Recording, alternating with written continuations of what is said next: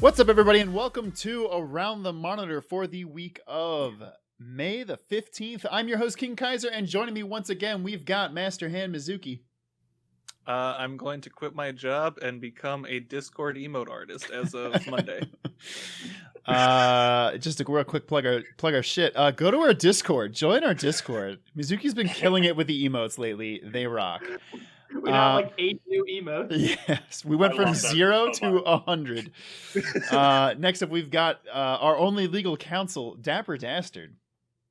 Oh, now, shit, we're just using that tag all the time now? You know what? I didn't mean to say that. I meant to say Ace Attorney. I'm sorry. I stole Mizuki's shit from his own show. I was gonna say I feel robbed. Yeah.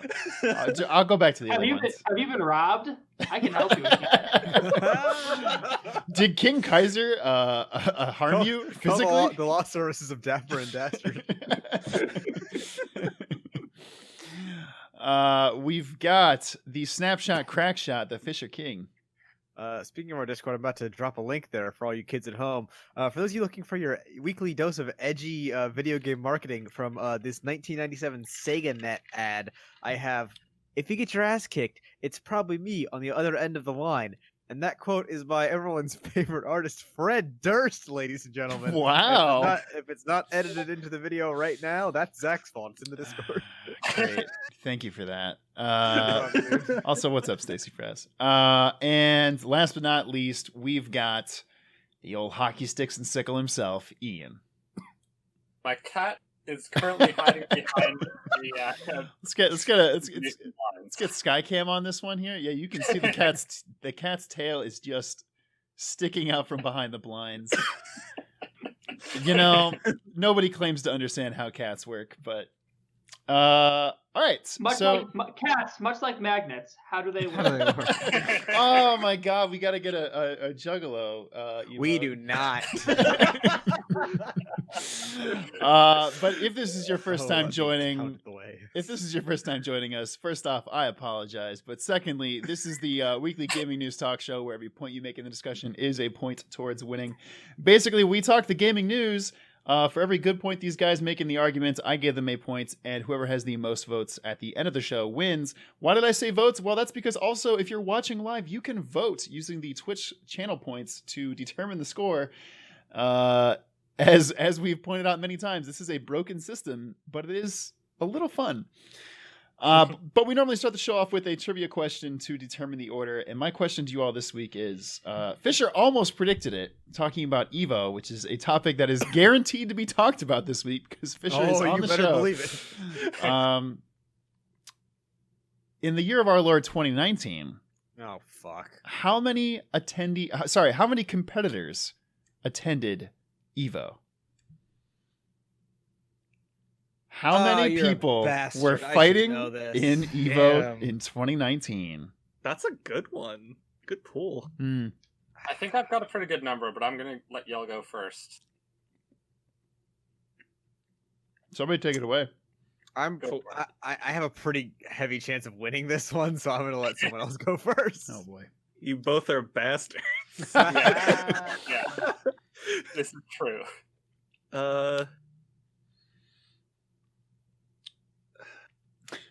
4,269. So Dave lost. I think it's about 2,500. All right, so Ian lost. Did I? Oh no. I guess the number, Fisher. Dapper or Fisher? I'm gonna say. Oh, sorry. Attendance or participants? Participants. How many competitors were there? It's the same number it is every year, roughly 10,000. Okay, well, I guess Dapper, you can pick just one under or one above 10,000. We'll go with the 9,921. The correct answer is 9,173. Oh, Pridge, you son of a bitch! Which I wanted to go last. Which does in fact mean the order will be Dapper, followed by Fisher, followed by Mizuki, followed by Ian. It's like the same amount of participants every fucking year since they moved to that arena. I mean, real talk. I was blown. That's a high ass number for people to be competing in a fighting games tournament. But I guess Well, it goes. that's not a lot of it's but open, that's right? all of the Yeah. tournament. Yeah. That's including the opens, which is where you get most of the numbers from anyway. Because Yeah. the main tournaments you can't just fucking go in. You have to win a qualifier, Mm. and then it's like there's like fucking 50 games at EVO. That doesn't even count the toilet tournaments, which are the superior tournaments. Reliant K fan points out, I was gone. Did anybody guess 5,830? No, but that would have been a closer number. No, but Ian. Yeah, it actually wouldn't have been that bad guess. Cowards. I was going to guess that, but then Zach kind of spoiled it and was like, it might be a different number after this trivia question, which means it couldn't be 5,800. Is that because it's over 9,000? Is that the joke? No, I was just saying it's not the same number. All right. The topics for this week include Smash Brothers was cut from the EVO lineup, most likely due to the game's poor online service, as the event will be held online. Steam is reportedly working on a loyalty system to reward their players, possibly with discounts on games. Epic's CEO Tim Sweeney says that the PlayStation 5's SSD is, quote, far ahead of high-end PCs. Unreal Engine 5 was announced, and the new model that Epic is now going for licensing out the engine does not charge devs a dime until they break $1 million in sales. Grand Theft Auto 5 is now free on the Epic Game Store, a happening that, as OP pointed out in our Discord, crashed Epic Game Store. It's crazy. Bethesda would like to remind you that Elder Scrolls 6 is not coming anytime soon. The Detroit Lions announced their 2020 NFL season in Animal Crossing. The PlayStation 5 broke 110 million units, and they currently have 4.1.5 million PlayStation Plus members. Sony shuts down the PlayStation Store in China, most likely to remove backdoors, which allows people to buy games they shouldn't be getting in China. And two of Respawn's leaders have broken off to launch their own AAA studio without an office. Dapper, you were up first. Sorry, just a quick note on the Detroit Lions topic. I had to explain to the CFO of my company today what Animal Crossing was. That's wild. But hilarious. All right, so Dapper, you're up first. What would you like to talk about? Really quick. Reliant K fan in the chat says, dude, that Unreal Engine 5 PS5 demo was wild. So many triangles. I can't believe they put Aloy from fucking Horizon Zero Dawn in it. I mean, it looked like a PlayStation first party game, literally to a T. When it started, a lot of people were guessing that it was actually just going to be Horizon Zero Dawn 2. That would have been a pretty baller thing. Also, they have their own engine. That's true. It's happen. the Decima engine. Yeah. But it would have been cool. Didn't stop random people on the stream from commenting that. I'm sure they were commenting spoilers for The Last of Us 2 anyways. I actually don't think I saw any of those. I saw them. I saw some of them in the Ghost of Tsushima. Yeah, I did too. All right, Dapper, what would you like to talk about for your first topic this week? So I know there are some topics that people really want to talk about, so I'm not going to try and step on those toes. So we're going to talk. I'm just going to talk about Bethesda some more because I kind of fucking like laughing at Bethesda. Don't we all? Take it away. So, nearly 2 years ago, we first were revealed the Elder Scrolls 6, which was pretty exciting for a lot of people because that's a very well-received series. And since there hasn't been a lot of great Fallout games recently, people were really jonesing to hear one of Bethesda's two biggest IPs get something else announced, and a lot of people would say that this could be the thing that really helps turn Bethesda around. Well, if you were expecting Elder Scrolls 6 anytime soon, well, joke's on you. You're not getting it anytime soon. Not only that, according to Pete Hines, who I don't... he's the CEO. They're Senior VP of Marketing Communications. Oh, not their CEO. If you do not even, basically, if you're looking for details on Elder Scrolls 6, don't even check for another couple of years. And I want to emphasize that. Not that the game won't be coming for another couple of years. you're not even going to hear anything about it. You're not getting a For goddamn another crumb. So, like, yeah, they're literally not even going to mention this game to, like, fucking 2022 or some shit. No. So this thing's a really, really long ways off. Now, to be fair, that's not to say Bethesda is doing nothing. Starfield is the game that they're prioritizing over Elder Scrolls 6, which is basically their first like new franchise in a very long time. Mm-hmm. But to be fair, we also don't really know anything about Starfield either. Yep.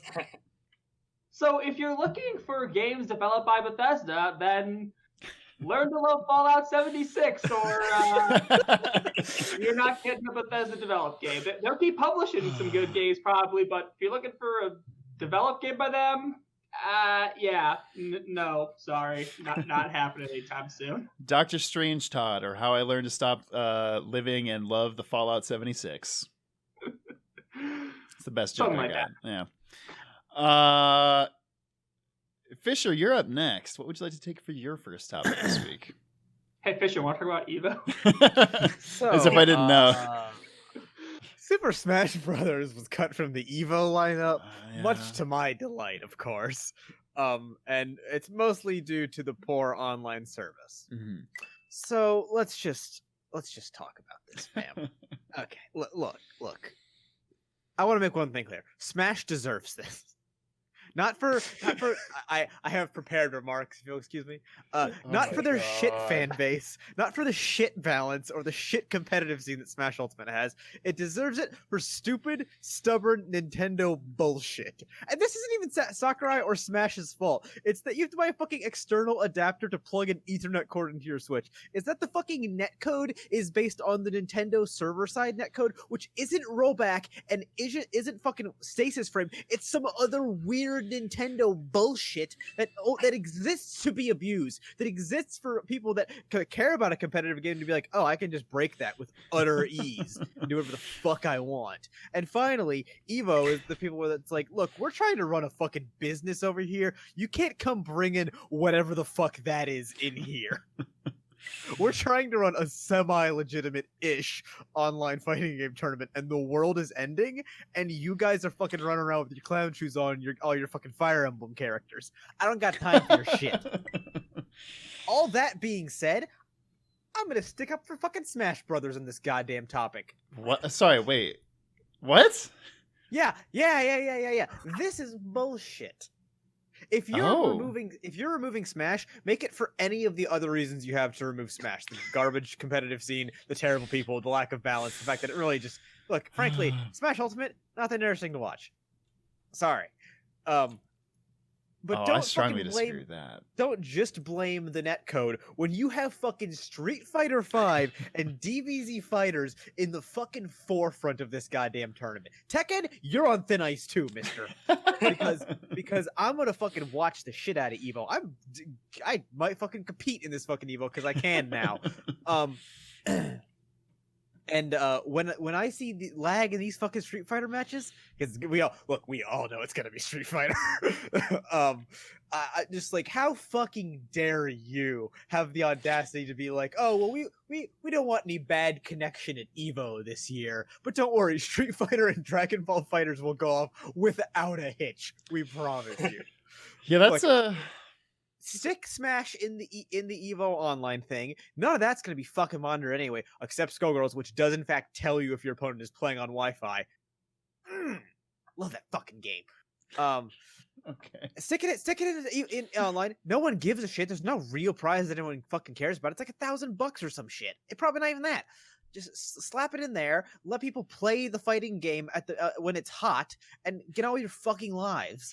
Also, this is the year of Uniclear. I'm not pronouncing that fucking game's name. Everyone who plays Skullgirls, get hyped. Skullgirls launch party still going. Okay, thank you for that. Next up is Mizuki. What would you like to talk about for your first topic this week? Man, I don't know that I can follow that. That was a pretty. It was Imagine a pretty. losing Smash's spot for a brony game. Okay, Yeah. let's. Okay, hold on. we're- One thing. That's not what happened. First of all, that is not what happened. No, I know. No, that's more clickbaity though. Yes, it's true. Ooh, It ooh, launched that's a into good Marvel point. vs. Capcom 2, a game that is 15 years old. And actually more broken than Super Smash Brothers.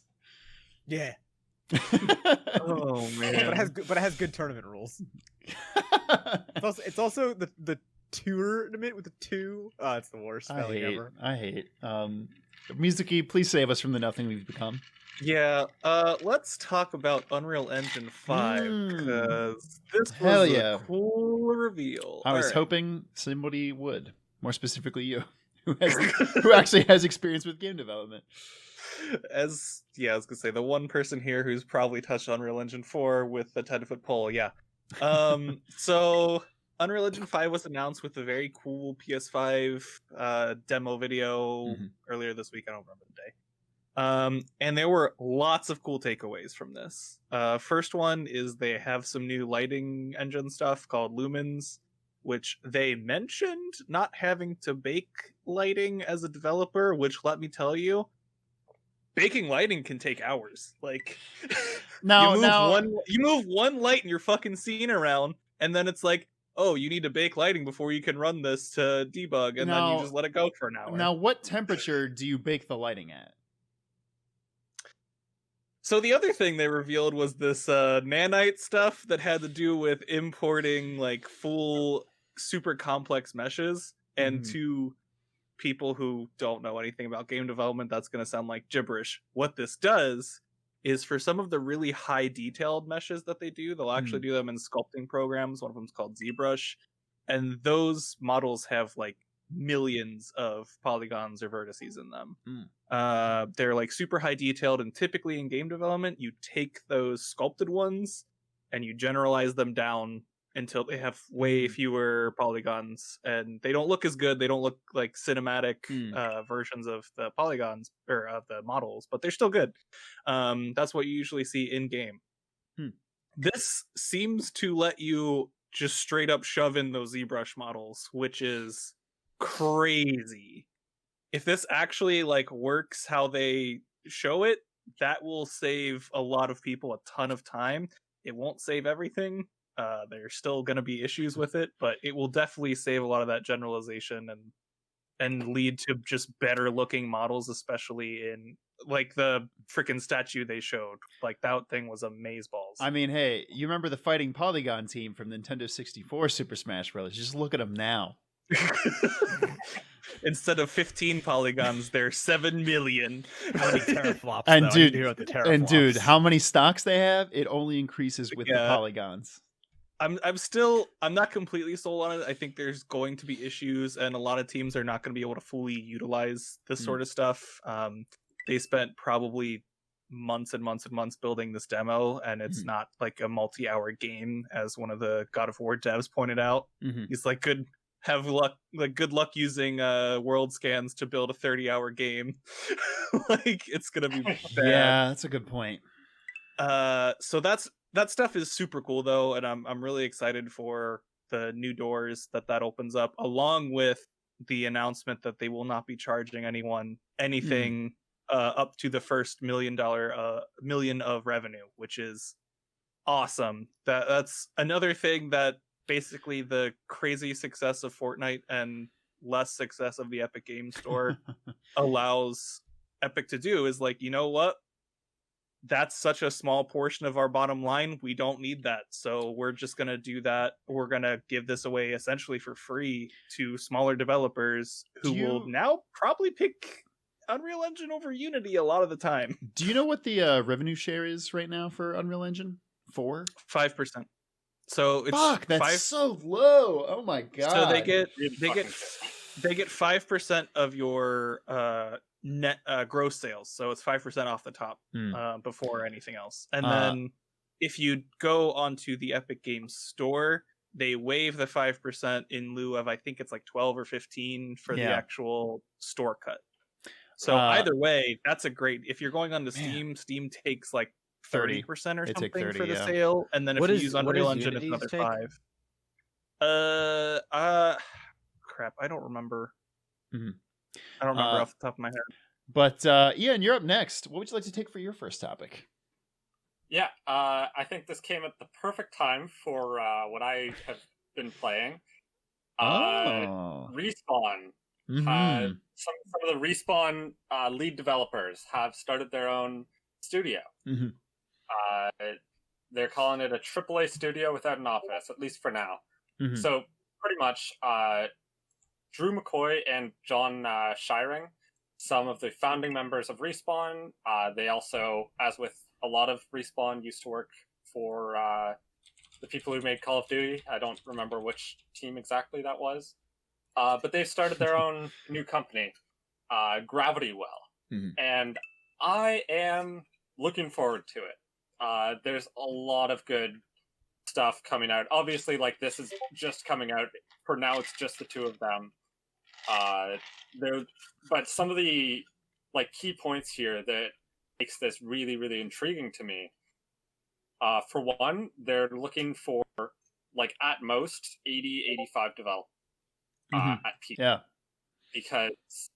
Because if anyone knows anything about game development, I don't know a lot, just what I've heard, but that's a big number. That's 100 or more people completely changes the workflow going into a video game. Mm-hmm. Just there's too many meetings, too many just conflicts, and no one really contributes as meaningfully to a project.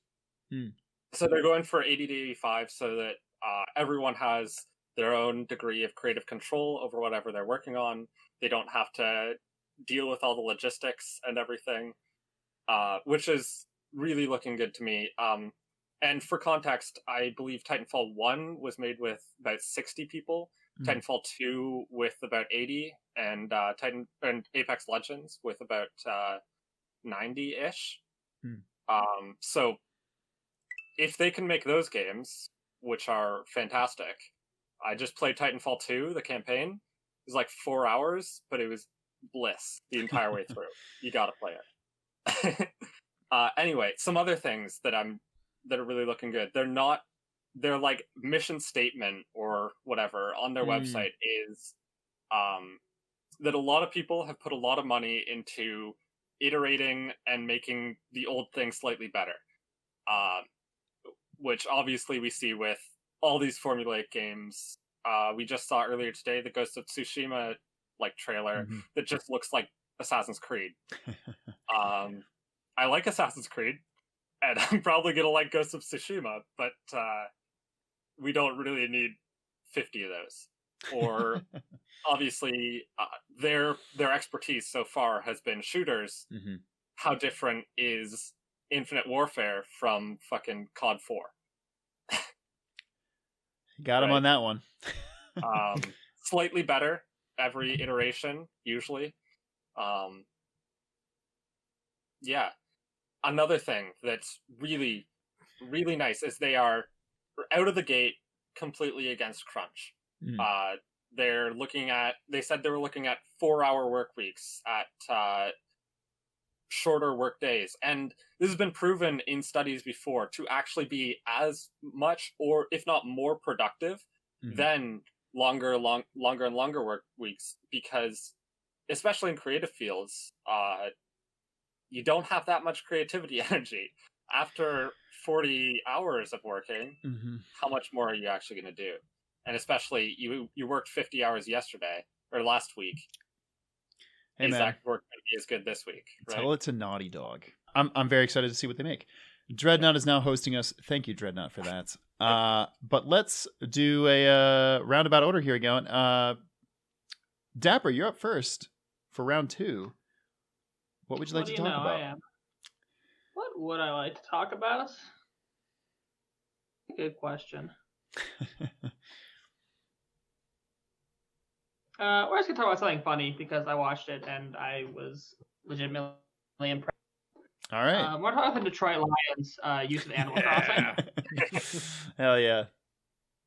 So Animal Crossing is a very popular game.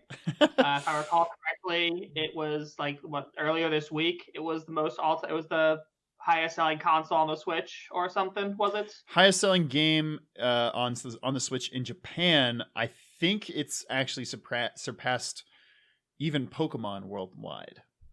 I think. Yeah. So Animal Crossing is a massive phenomenon. Mhm. It is due to its sort of ease of access and relaxing nature. It has a appeal that tends to go above and beyond what games tend to have, and there's a lot of creativity you can do. Mhm. It was almost instantly in the game's creation that you saw people recreating famous clothes from characters and movies, and sending out the codes. You can put you can put codes online so anyone can download those outfits, and fun designs and skits and all these crazy things that people doing.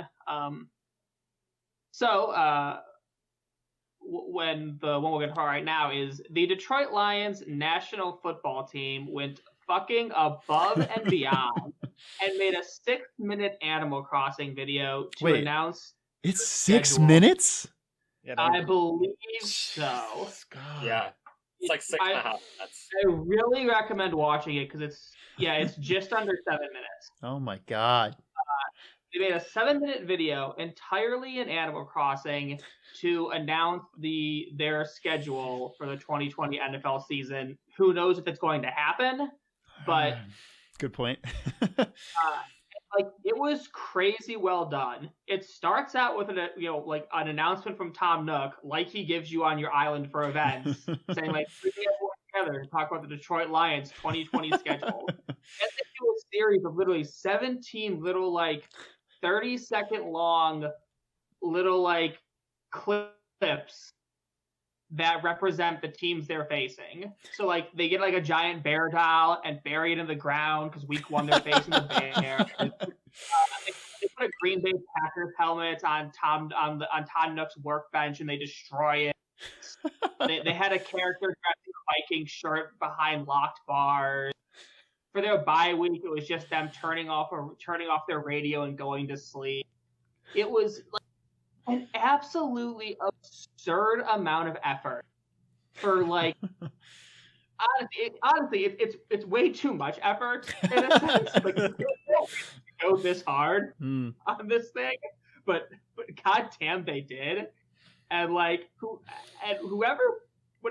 person or people came up with this, I hope they got a raise. Whatever social media team member did this, I really hope they got a raise for this because this is such an impressively unnecessary amount of effort.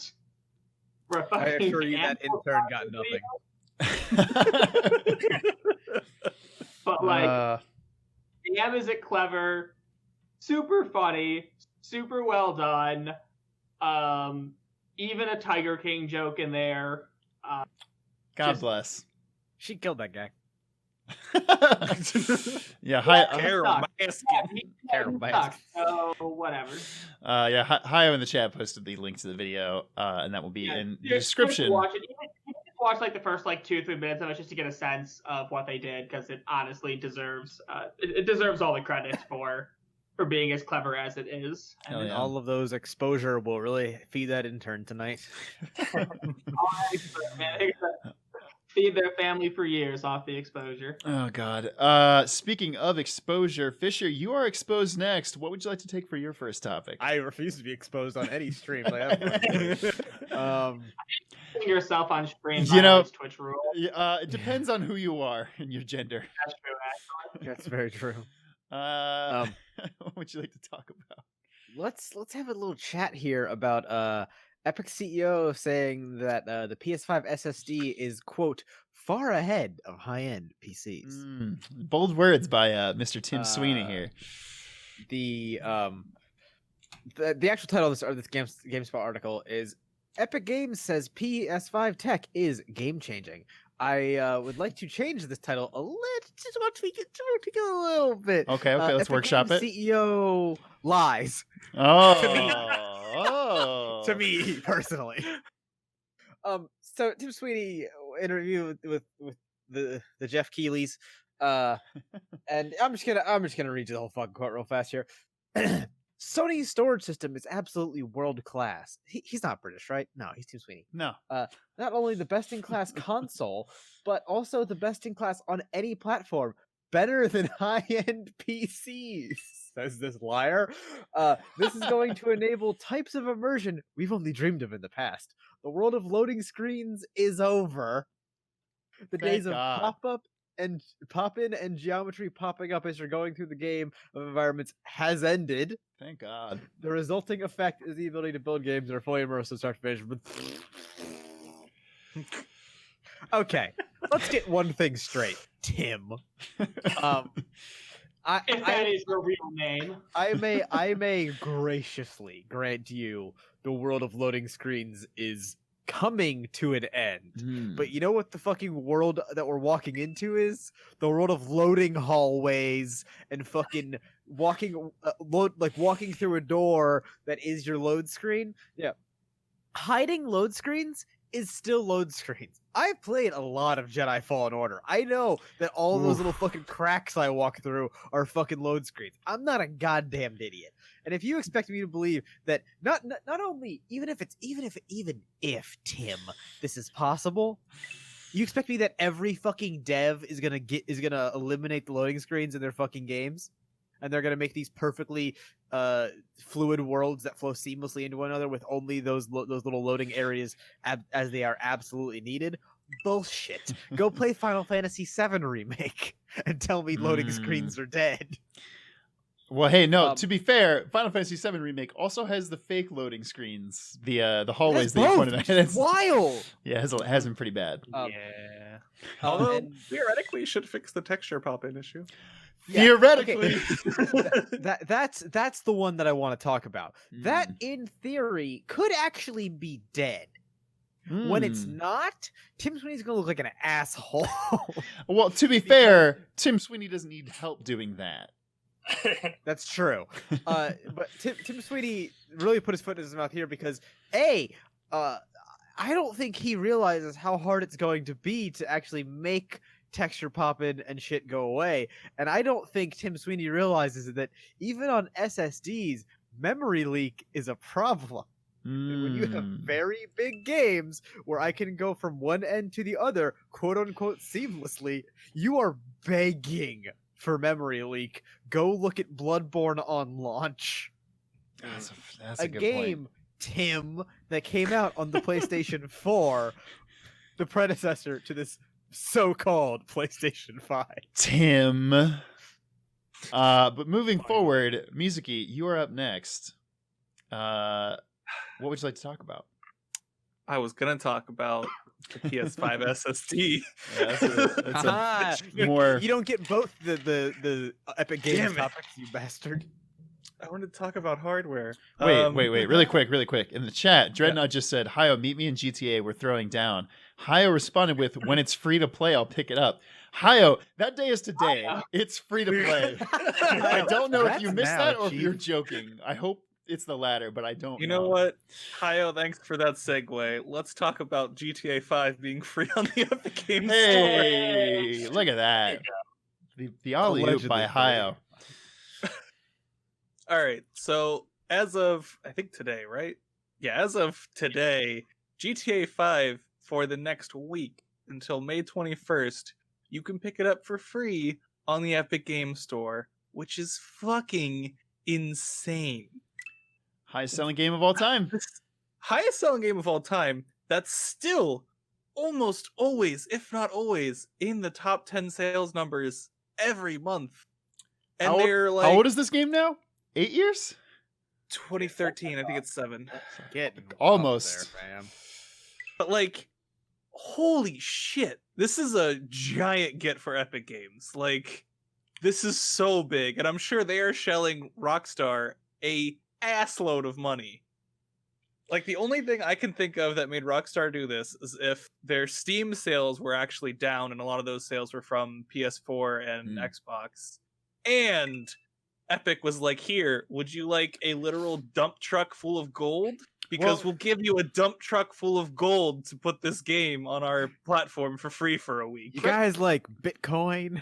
Correct me if I'm wrong, but I think if you put a game, if they put a game on Epic for free, every time someone downloads it or adds it to their library, Epic pays that company as if it had been Yeah, I a believe sale, so. which is insane. This is I a don't know $30 if they game. I don't know if they pay for a full sale. I don't think they've ever fully revealed the numbers on that, but like they at least get a chunk of money. So Rockstar is literally just fucking raking in money because Epic Games servers can't even handle how many people are trying to download this game. Yeah, maybe Tim Sweeney pushed the go button and was like, "Wait, no, stop! I mean, What have we done?" This is definitely a really good test for the Epic Games Store as to whether or not it can handle that much traffic. It can't. It's trying. My favorite bug, which I believe I got this bug, I think Ian got this bug, is going into the Epic Games Store. Just changes your language. Yeah. It didn't happen to me, but it's very good. It happened to me. I went on and I hadn't even done anything yet. I went to the store page and it was just in German. I'm like, okay, I mean, that's fine. I can still navigate, but that's weird. A couple of my friends said they got Korean, Spanish, and Portuguese. I think I got like Czech or Polish or something. So it's just costing people all around the globe, wanting them to really become world travelers. We need to learn a language other than English. Initiative. Yeah, I mean, like just Learn a language, man. But it's so fucking wild that they got GTA 5 on there for free. Like I can't comprehend them actually getting this deal. It is pretty exceptional. Really quick, we do have to attend the tale of Dreadnought here. He bought the game 2 days ago, which, ouch, that hurts. And then for buying the game on Green Man Gaming, it let him spin a birthday wheel and it let him get a free game in which he won a game that is also free on Steam at the moment. That sucks. Thank you for the sub. I appreciate it, though. Yeah, pour one out for Dreadnought. That's the favorite facts to Dreadnought. That is really unfortunate. Ian, though, you are the last topic. Would you like to take us home? All right. Going from Epic Games to Steam. There's big story from Steam that they are probably working on a loyalty system. Yes. That could give you game discounts. So this comes from a developer behind SteamDB, which is like a Steam tracking site. Tracks sales and stuff on Steam. And apparently, Steam is doing something about loyalty awards. If you buy a bunch of games, then you get discounts. I don't know how this is going to work. There you go, Dreadnought. I've got like almost 1,000 games on Steam. I hope I can get some discounts from those.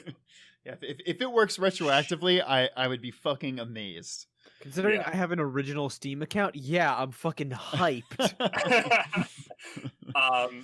But also, I just want to talk about, because, as I said, as we were just talking about, Epic Games is getting a lot of new users. Obviously, they've got people from Fortnite, and now they've got people coming for GTA 5 for free. Origin's still doing things. GOG is still great. If you can get a game on GOG, I'd recommend doing that. Also, did y'all see GOG? Their new launcher just involves everything. Yes, yes, I did. You can integrate Origin and Steam and everything. Anyway, so Steam finally has anything for me to not have to open Origin just to play a goddamn game. Love of Christ. Origin, the app just fucking sucks. It's a piece of shit. It is the absolute worst. Yeah. I'm not as much of a hater of EA in general, but their app is terrible. Yeah, but so now that Steam finally has a bit of competition, also Xbox Game Pass and all the subscription services are encroaching on it. They need to do something. So why not take a page from airlines and and credit cards? Yeah, credit cards. To say, hey, if you buy from us, you're actually getting the best deal. When you put it like that, Ian. Yeah. It's hard to say you're crazy. Yeah. That said, I know this is just Steam trying to get me to pay them more money. Still excited. You're not wrong. Even if, because I'm gonna be paying them more money anyway. Listen, Yeah, I mean, they got games. I play them. they got games. You know something's wrong when the Nintendo eShop has a loyalty program and Steam's fucking behind the Nintendo eShop. God damn, that's a One more thing I want to shout out. yes. If y'all Fucking buy drag them down. if y'all buy games on PC, Mhm. check out istthereanydeal.com. They have the best place. They just aggregate like every legit site to buy games, and will tell you the best place to buy them. Hey Ian, if whiny babies won't download the Epic Game Store to get free video games, they're sure as fuck not gonna go to GOG to pay for video games. Also, GOG's gifting program can like just go It's eat the terrible. dirt. It's awful. That is If true. you're on free, just send Why a is link. it so hard to give my friends games on any platform at all? They're all terrible. Steam is only marginally okay. That's fair. Reliant K fan says, Steam, we do got games though. Prove me wrong. Yeah. The ball is Not in your wrong. court, Tim Sweeney. Yeah. Tim. Tim, if that is your real name. Why'd you cancel Paragon, Tim? Tim. Somebody's supposed to back me up with another Tim there. But Tim. but that's gonna do it for this week's episode. And that means Mizuki, Dapper, and Ian, it's time to go home and become family men, because this week's winner is the Fisher King. Fuck me up. I don't have anything fair. Well, I got it. Let's go. Put me in. okay, please Okay, take it coach. away. EVO. It's happening. It's fucking like 5 weekends this year. What the fuck are we even doing? But that being said, I want to go ahead and plug a lot of really good content creators, particularly Wooly Madden and his Get Into Fighting game series. This is the time if you want to play in a fighting game tournament, just to experience some of that pure, undistilled, terribly toxic fighting game community culture. This is the best way to really just get yourself in there. I recommend Them's Fighting Herds, which is the fucking brony fighting game. No, actually, I recommend Skullgirls or Mortal Kombat. Mortal Kombat's gonna be your classic go-to there, really. But Skullgirls is one of the best fighting games of like the last 5-10 years. Some would say the best fighting game since Third Strike. I don't know who would say that. But yeah, it's also like $5 and you'll have a great time. And there's waifus. What more could you want? Go buy Skullgirls, play against me at EVO, because I'm probably gonna do that competitively and get my shit kicked in and not make it out of pools. You heard it here first, folks. This episode was sponsored by Skullgirls.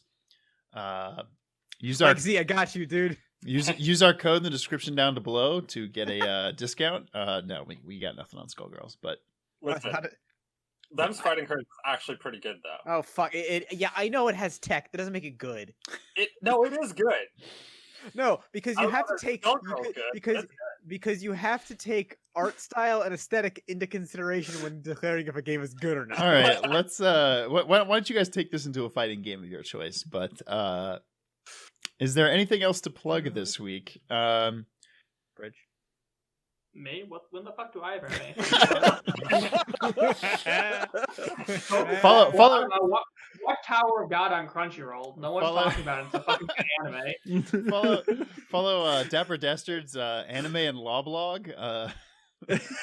Oh, dude, you should do a segment where you just fucking like go about the legal proceedings and crimes committed in anime. Fuck, that's a really good idea.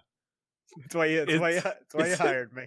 Holy shit, we gotta do a video on law and anime written by Dapper Dastard. That's gonna be a real short video. Everyone's going to jail. I talk about how the judges of the souls in Death Parade are really bad judges. I don't know. There we go. I've watched that. Oh my god. Oh shit, Dreadnought said it's called Beastars and Stripes. Fuck, that is so good. I love it. That is so good, Dreadnought. Oh my Holy God. shit. Beastars and Stripes. I honestly might just change my Twitter handle to that right now. Yeah, you should. This looks looking good. All right. Well, that's going to do it for this week's episode of Around the Monitor. Again, if you haven't watched us live, you can watch us live on twitch.tv/KingKaiser. But we also go not live. We post a edited version of the show every Friday on both YouTube and on Apple iTunes podcasts. But that's going to do it for this week. So until next time. Oh, Hio said he missed the Brony talk. Rip. You're not going to get it. Rip. Until next time, this has been Around the Monitor.